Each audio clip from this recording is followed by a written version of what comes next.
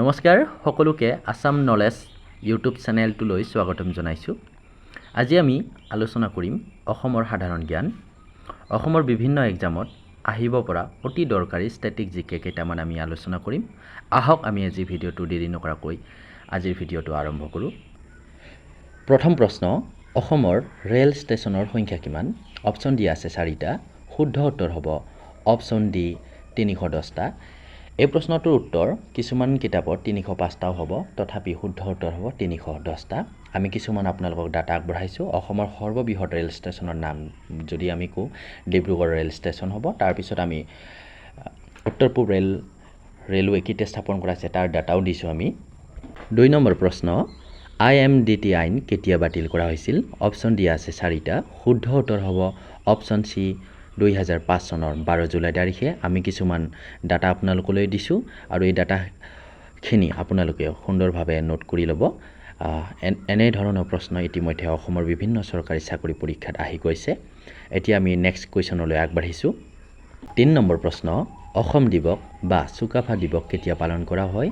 আমি অপশ্যন দিছোঁ 4টা। ইয়াৰ ভিতৰত শুদ্ধ উত্তৰ হ'ব অপশ্যন এ 2 ডিচেম্বৰ। বুৰঞ্জীৰ মতে 1229 চনৰ 2 ডিচেম্বৰ তাৰিখে চুকাফাই অসমৰ ৰাজ্য স্থাপন কৰিছিল। সেইকাৰণে 2 ডিচেম্বৰ তাৰিখটো সমগ্ৰ অসমতেই অসম দিৱস ৰূপে পালন কৰা হয়। আমি নেক্সট প্ৰশ্নলৈ আগবাঢ়িছোঁ। 4 নম্বৰ প্ৰশ্ন হৈছে, তলৰ কোন স্থানক ছেকেণ্ড কাশী বুলি কোৱা হয়? হয়, অসমৰ ইয়াত ছেকেণ্ড কাশীৰ কথা সোধা হৈছে। অপশ্যন দিয়া আছে 4টা। শুদ্ধ উত্তৰ হ'ব অপশ্যন বি শ্ৰীসূৰ্য পাহাৰ।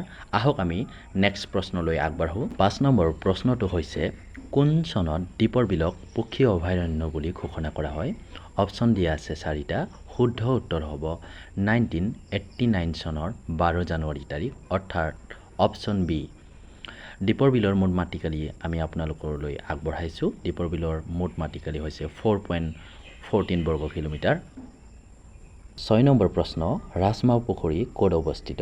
অপশ্যন দিয়া আছে 4টা। ইয়াৰে শুদ্ধ উত্তৰ হ'ব অপশ্যন এ যোৰহাট। চন্দ্ৰকান্ত সিংহৰ মাতৃ ৰাজমাও নুমলী কোঁৱৰে এই পুখুৰীটো খন্দাইছিল। এই প্ৰশ্নটো ইতিমধ্যে অসমৰ বিভিন্ন চৰকাৰী চাকৰিৰ পৰীক্ষাত আহি গৈছে। এতিয়া আমি নেক্সট প্ৰশ্নলৈ আগবাঢ়োঁ। 7 নম্বৰ প্ৰশ্নটো হৈছে, অসমৰ ৰাষ্ট্ৰীয় জলপথৰ সংখ্যা কিমান? অপশ্যন দিয়া আছে 4টা। ইয়াৰে শুদ্ধ উত্তৰ হ'ব অপশ্যন চি 15।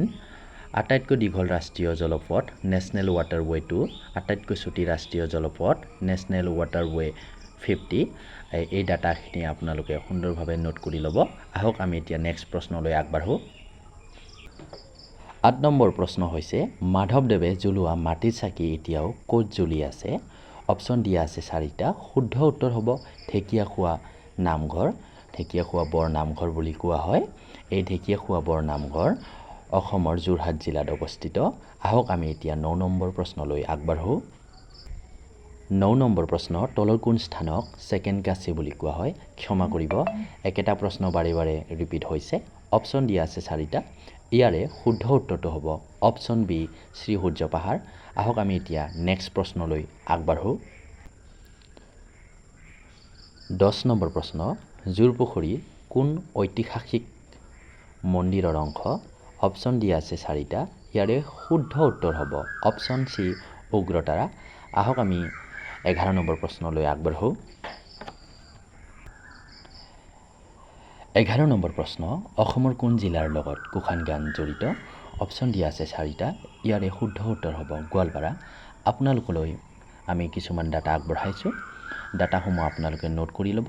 কুখান গান গোৱালপাৰা জিলাৰ এক পৰম্পৰাগত লোকনাটক।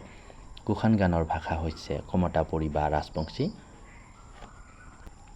12 নম্বৰ প্ৰশ্নটো হৈছে, অসমৰ প্ৰথম অনা কংগ্ৰেছ চৰকাৰ কেতিয়া গঠন হৈছিল? অপশ্যন দিয়া আছে 4টা।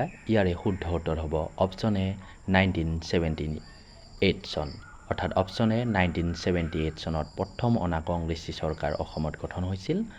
আৰু এই অনা কংগ্ৰেছী চৰকাৰৰ প্ৰথম মুখ্যমন্ত্ৰী হ'ল গোলাপ বৰবৰুৱা। 13 নম্বৰ প্ৰশ্নলৈ আগবাঢ়িছোঁ। 13 নম্বৰ প্ৰশ্ন হৈছে, কোনজন অসমৰ মুখ্যমন্ত্ৰীৰ দিনত ৰাজধানী শ্বিলঙৰ পৰা দিছপুৰলৈ স্থানান্তৰিত কৰা হৈছিল? অপশ্যন দিয়া আছে 4টা। শুদ্ধ উত্তৰ হ'ব অপশ্যন চি শৰৎ সিংহ। শৰৎ সিংহৰ দিনতেই 1973 চনত অসমৰ ৰাজধানী শ্বিলঙৰ পৰা দিছপুৰলৈ অনা হৈছে। বৰ্তমান অসমৰ ৰাজধানী দিছপুৰ। আহক আমি নেক্সট প্ৰশ্নলৈ আগবাঢ়োঁ। 14 নম্বৰ প্ৰশ্ন হৈছে কোন স্থানত হয়গ্ৰীৱ মাধৱ মন্দিৰ অৱস্থিত? অপশ্যন দিয়া আছে 4টা। শুদ্ধ উত্তৰ হ'ব অপশ্যন চি মণিকোট।